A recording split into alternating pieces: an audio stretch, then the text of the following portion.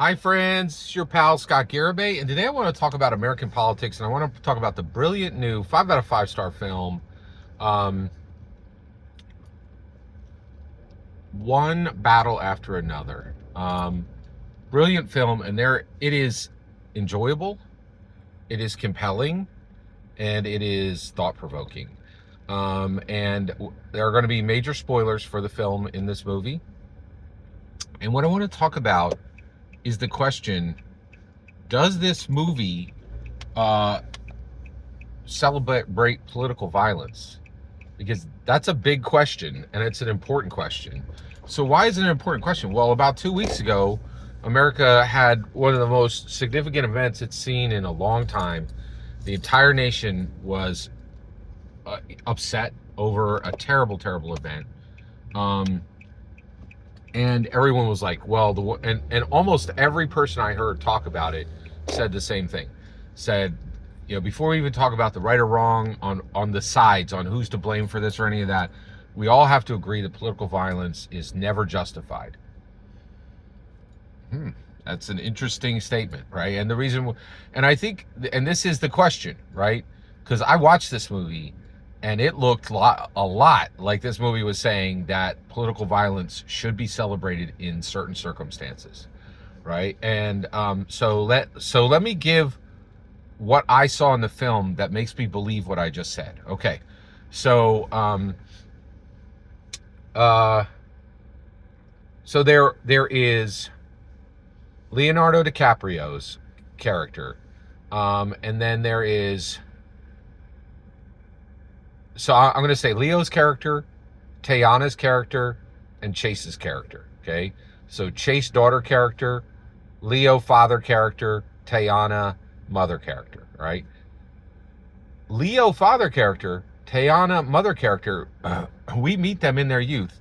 They fall in love as revolutionaries who are committing political violence specifically to aid undocumented workers and undocumented immigrants in America, right? They're going against the government, they're going against ICE, they're going against, and we see they're using bombs, they're using guns, they are, and so one of the things I thought was interesting is you're like, okay, they showed them invade this detention center, but one of the things that was kind of odd was it didn't show them set anybody free.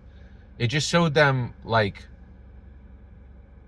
threaten the enforcement officers who were there. It was kind of like, and you're thinking like maybe they were just like kind of sabotaging the resources of ICE. It was, and so then I was like, well, maybe they're not showing that they're actually doing political violence. They're just gesturing toward it, right? But that ended when they did a bank robbery, when the French 75, this revolutionary group that both Leo, the father character, and Tayana, the mother character, they are both part of this French 75, and they are a revolutionary group. And one of the biggest questions, I was like, what's their job? How do they have time to make all these bombs and make all these plans and threaten all these people? And then you're like, okay, and they're like, here's how they do it. They rob banks to fund their to get the weapons they need, to get time to plan, to fund their lives, right?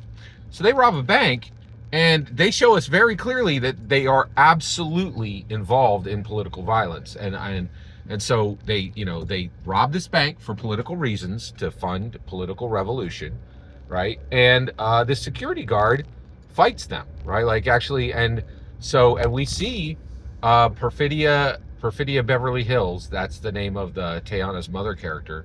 She shoots and kills a guard for resisting them, right? So they're absolutely involved. And so if you're looking at the movie, they are, and the first thing that happens when the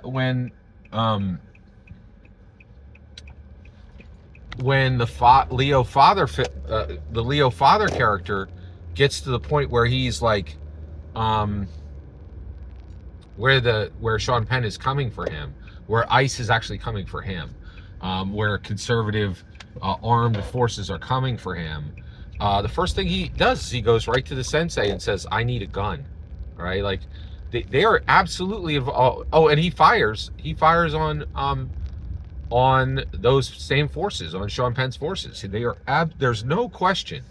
The protagonists, the good guys of the movie, are 100% involved in political violence, right?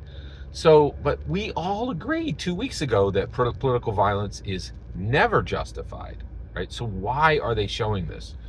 So one of the reasons why. So here's my answer. This is why I think this movie is absolutely celebrating political violence. And yeah, all right. So let me answer that question. Okay, it's because we're America. I think the answer here is because we're America.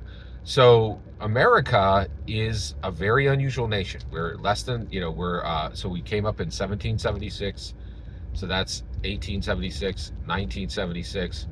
So, and then that's 24. We're 249 years old. Right? So we're not that old. We're really not that old, Um, we're almost 250 years old as a nation, and that's a big deal, right? Like, actually, and that's not that old. And how did America come here? Why are you and I living here right now? Because we were like, okay, we have a tyrannical king in England, and we are going to use political violence to free ourselves, and that's exactly what we did, right? So the idea that political violence is never justified. I have a question. What are we doing on July 4th? What are we celebrating there? So that, and then the other issue is, people are like, why do these events keep happening? And they're like, well, we don't really have control of our long irons and our short irons, right? They're all over. People can buy them whenever they want, and that needs to get controlled. We need to lock that down and make sure nobody can buy or own or use long irons and short irons like every other major developed nation, right? And or like Great Britain, like you can't own a long iron or a short iron, only, and even the police don't even carry them, right? It's just a different world, right? Whereas here, there are more long irons and short irons than people who actually live in the country, right? Like, it's like a 2 to 3 to 1 ratio. It's incredible how many long irons and short irons Americans own. So, right, and then you're like, well, why? Why do we have so many? Why do we never put them under control, right? Well, the biggest reason is not only did we start this nation using political violence against a tyrannical king in England, but now we preserve extreme ease in owning, maintaining, and using long irons and short irons, so that if a dictator ever rises, we are ready for the people to overthrow them, literally to overthrow the government's forces. And that's quite real. We have militias all over the U.S., right? Groups of people who are ready to say, we will never be under a king. We will never be under a tyrant. We will never be under a dictator, right? And they're ready. They're ready to make sure that promise remains extremely real, right? So I think that's the reason that this, and on the right, this is not debated, right? And I think that this movie is telling the left, we have to be ready. We have to be able to use short and long irons, or else we're never going to be able to accomplish anything. I think that's what this movie is saying.